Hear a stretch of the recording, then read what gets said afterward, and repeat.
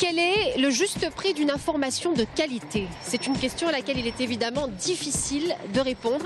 Eh bien, c'est ici, derrière moi, au centre du congrès du Vinci à Tours, que des journalistes, des professionnels des médias tenteront de répondre. Suivez-moi.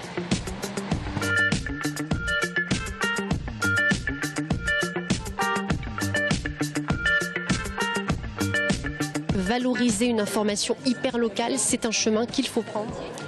Ah, c'est un chemin même que non seulement qu'il faut prendre, mais qu'on a plaisir à prendre.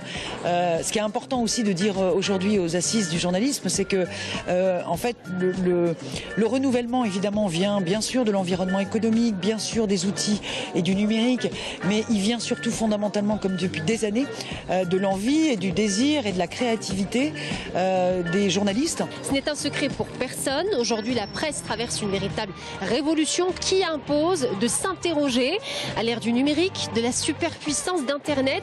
Comment la presse locale doit-elle s'y prendre pour innover? Aujourd'hui, quels sont les modèles qui ont une chance de survivre?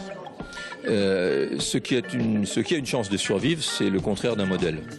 C'est-à-dire de l'innovation permanente qui permet de faire des produits éditoriaux, d'offrir des produits éditoriaux et commerciaux à nos lecteurs et annonceurs en fonction de leurs besoins réels.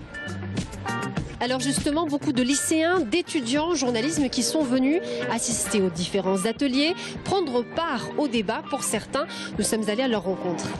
Pourquoi vous avez envie d'être journaliste? Question qui n'est pas facile, hein.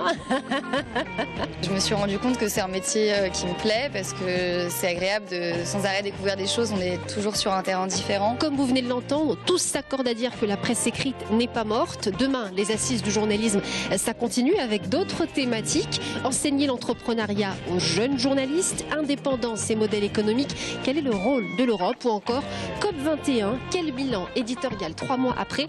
Autant de questions qui seront soulevées demain au centre du Vinci à Tours.